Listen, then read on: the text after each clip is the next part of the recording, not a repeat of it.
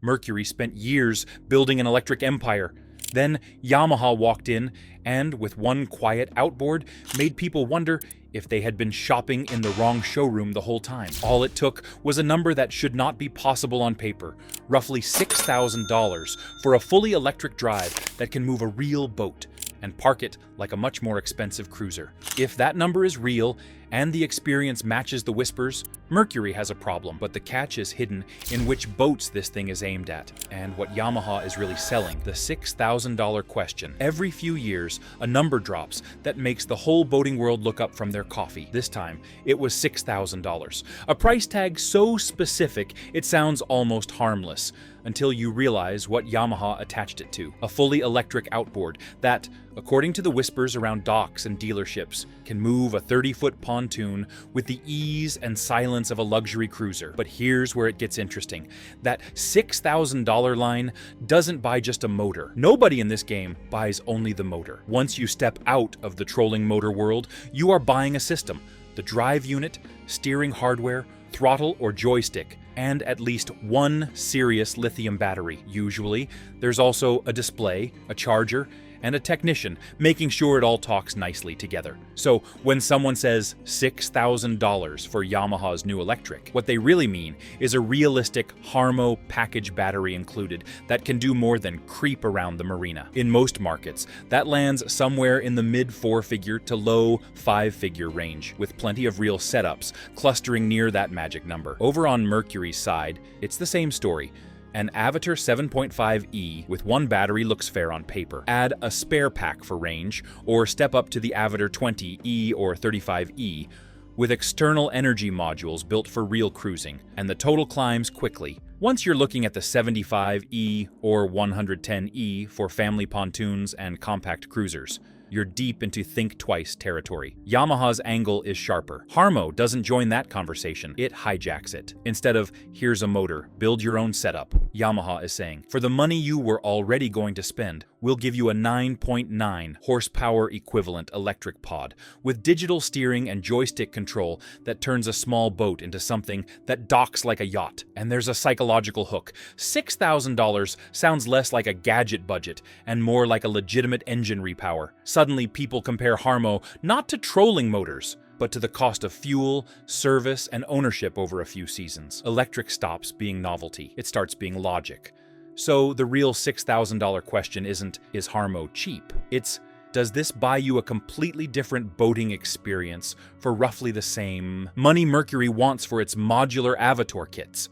And once you see that clearly, the rest of Yamaha's strategy starts to click. How we got here. Mercury's head start. For a few seasons, it looked like Mercury owned the mainstream electric outboard story. They opened with the Avatar 7.5e, a compact, stylish outboard with an integrated removable battery, light enough to carry, aimed straight at small aluminum skiffs, car-top boats, inflatables, and rental fleets done with smoky old two-strokes. It was quiet, simple, and easy to explain. A modern electric stand-in for a tiny gasoline outboard. Then came the Avatar 20e and 35e. Out went the integrated battery. In came external modules. You could mix and match one or two packs depending on range, weight, and money. Controls and displays stayed familiar, so moving up the ladder felt natural. Mercury pushed further with the Avatar 75e and 110e, stepping into the zone where 19-foot pontoons and similar family boats live. Power was pitched as roughly equal to mid-single-digit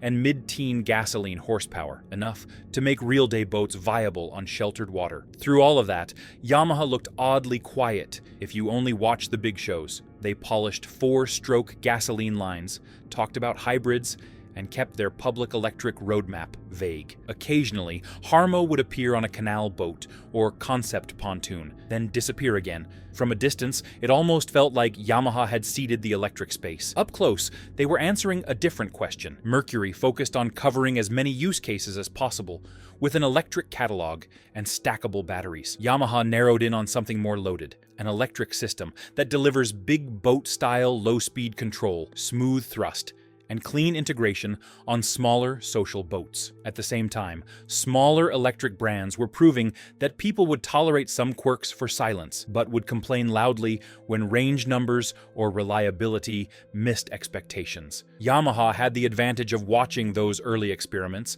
and deciding they would not jump until they could promise something that felt more like a finished product than a science experiment. For Mercury, the early result was brand recognition. Ask a casual boater about electric outboards and Avator pops up quickly. For Yamaha, the payoff was quieter and slower, a chance to show up later with something that felt surprisingly polished, compared with some of the more improvised early electric installs. Mercury raced to fill out the product tree. Yamaha took their time shaping one specific experience and waited until it fitted real production hulls. That patience is why Harmo feels less like a science project and more like an option you would actually tick on a dealer order sheet. So by the time the $6,000 headline arrives, both brands have moved a long way from their starting lines, and the Obliterated Mercury claim only makes sense once you see what Yamaha actually chose to build. Quick pause here. I am really curious where you land on this. If you were rigging your own boat tomorrow,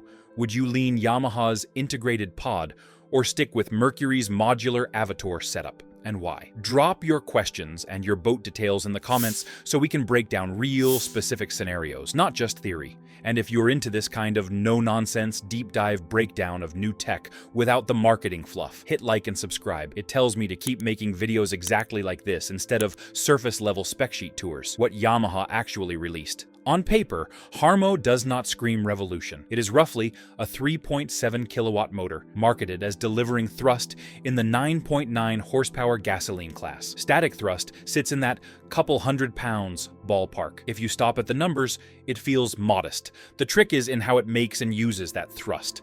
Instead of a vertical drive shaft feeding a small propeller behind a gear case, Harmo uses a rim drive pod. The electric motor lives in the ring that surrounds the propeller blades. The entire ring is the moving part. The blades are fixed to it, and there is no traditional gearbox hanging below. That geometry gives smooth, instant, low-speed torque. With the motor's guts way out at the perimeter, there is serious leverage, and fewer moving parts mean fewer pathways for noise and vibration.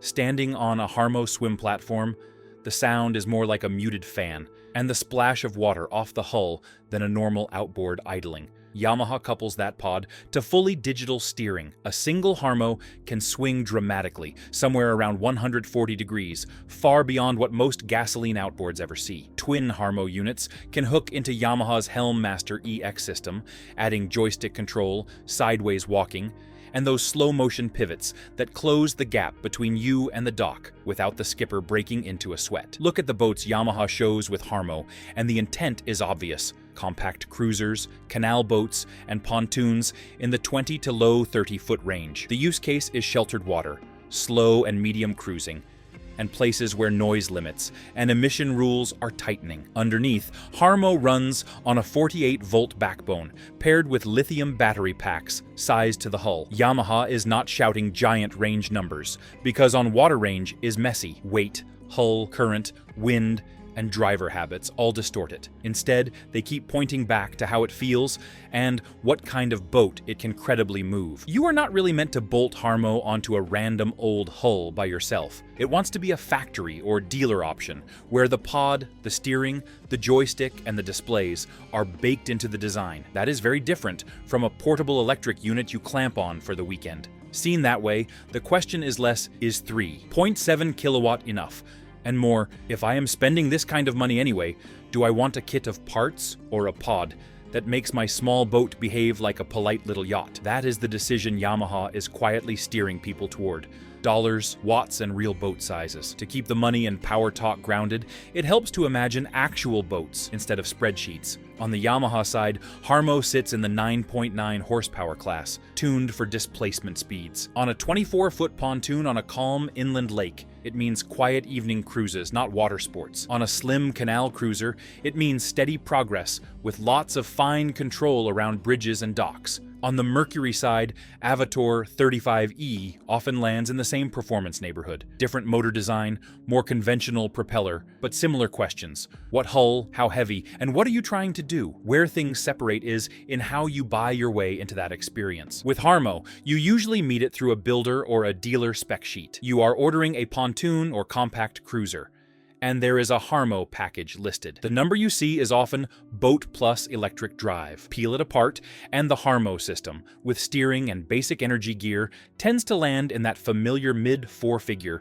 to low 5-figure space. With Avator, the path feels more incremental. You can start with a 7.5E and one integrated battery on a tiny boat. If you like it, you can add another battery or move up to a 20E or 35E with external packs. The batteries themselves are a big slice of the total cost, and the final number swings around as you juggle capacity, redundancy, and chargers. In plenty of real cases, a properly sized Avator 35E with enough battery to move a modest family boat without constant range anxiety ends up in the same broad price universe as a Harmo system on a slightly larger, more comfort-oriented hull. You can make Avator cheaper by accepting shorter range or a smaller boat. Once you want relaxed cruising without watching the gauge every minute, you are out of bargain territory. Usage patterns seal it. Avator 7.5E is perfectly at home on 12-foot aluminum skiffs, minimal micro pontoons, and tenders. The 20E and 35E stretch that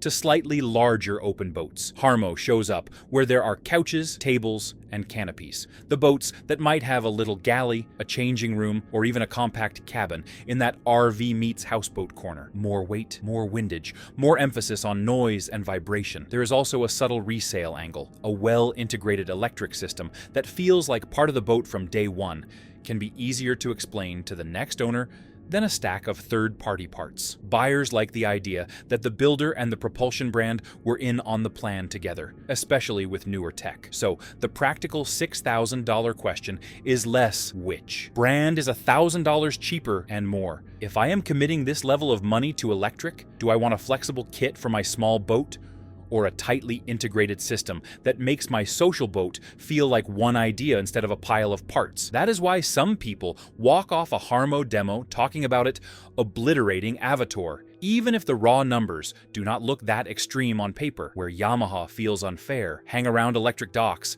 and you will notice that owners almost never lead with specifications. They lead with feelings. On that front, Harmo plays a slightly unfair game.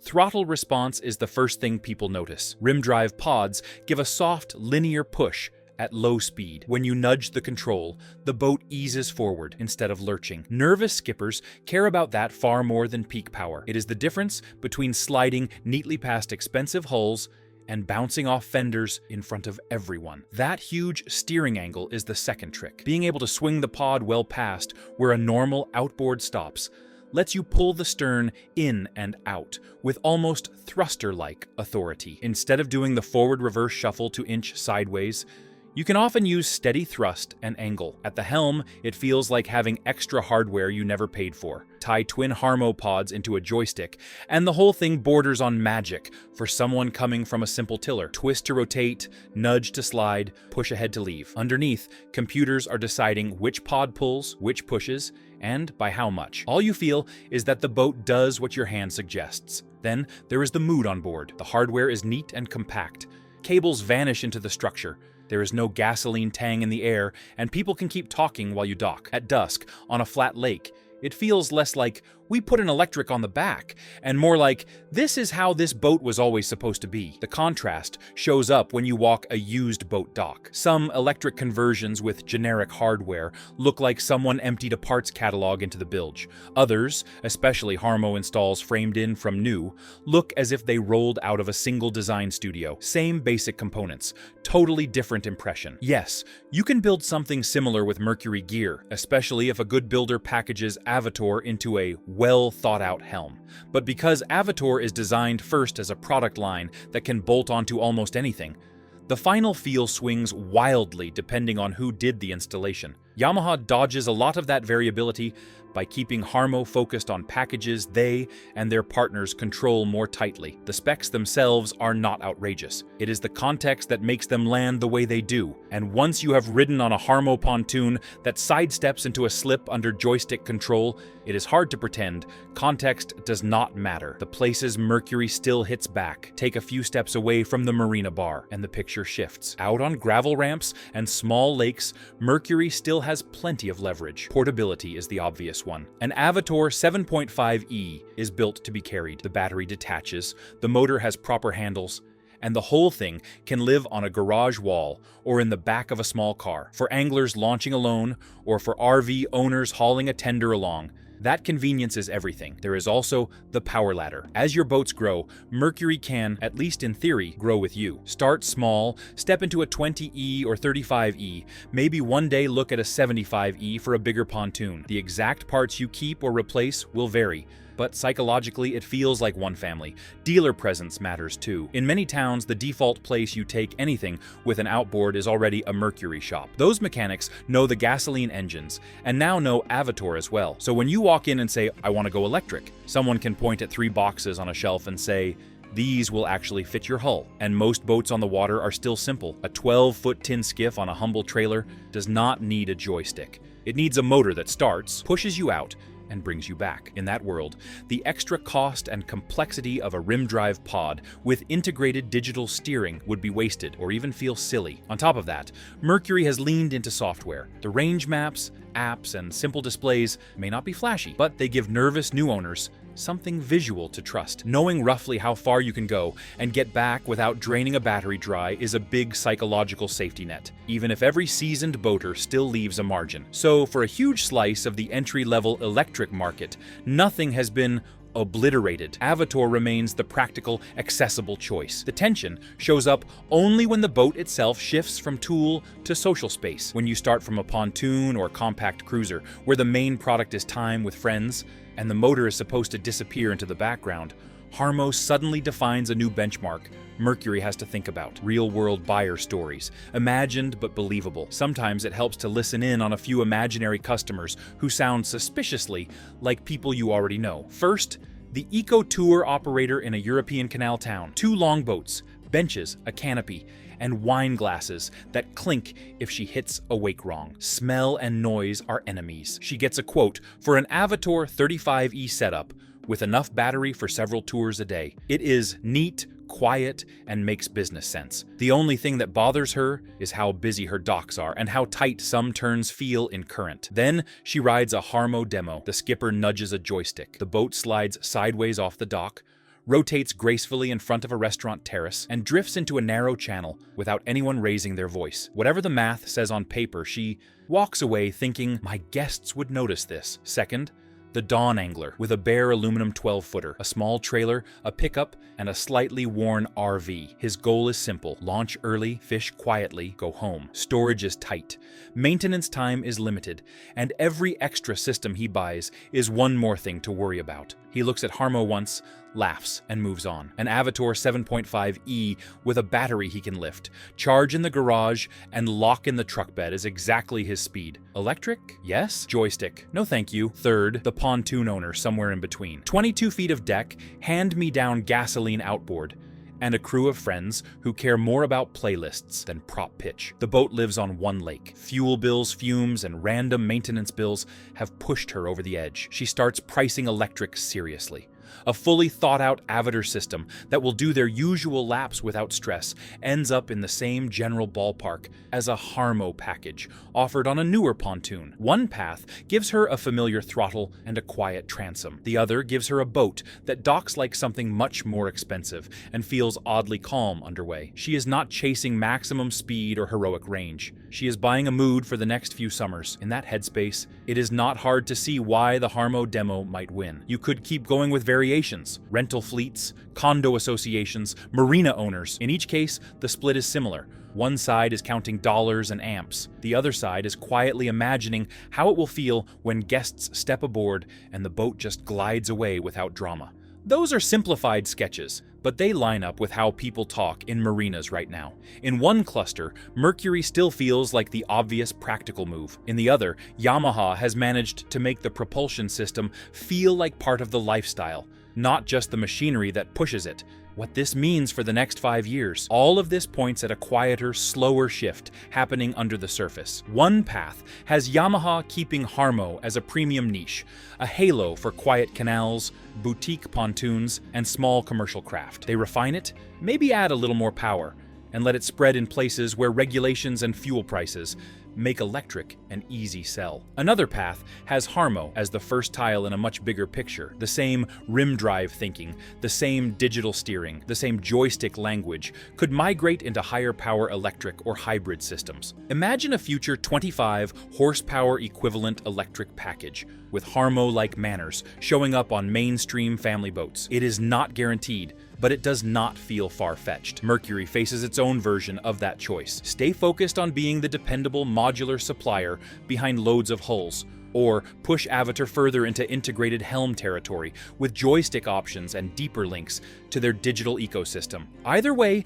the expectation bar for electric is rising. Early adopters tolerated messy wiring and awkward controls just to be quiet. The next wave will expect silence, honest range information, and docking that feels almost boring in the best way. Meanwhile, marinas, waterfront developers, and tour operators are watching what guests respond to. Every time a 30-foot boat glides in under electric power without rattling wine glasses, it strengthens the case for more chargers and more electric-only zones. Over a handful of seasons, that can reshape what normal even looks like on certain waters. So when someone throws out a line about Yamaha obliterating Mercury with a $6,000 electric outboard, there is hype in there, but there is also a hint of the future. Yamaha has definitely swung hard in one carefully chosen slice of the market. Mercury is not going anywhere, but now they know exactly what their higher-end electric customers are comparing them to when they lean on a rail and watch a Harmo boat slide silently into a tight slip. So here is where things land for now. If your world revolves around small lakes, gravel ramps, and aluminum skiffs on trailers, Mercury's Avatar still feels like the smart, reliable friend, modular, portable, and simple to live with. Harmo doesn't replace that, it was never trying to. But if your boating life leans toward quiet evenings on a pontoon, a slow cruise on a small canal boat, or that RV meets mini yacht vibe, Yamaha's electric pod starts feeling less like a piece of gear and more like part of the experience you are really paying for. If you had a blank transom and a $6,000-ish budget today, which direction would you go and why? Let me know in the comments.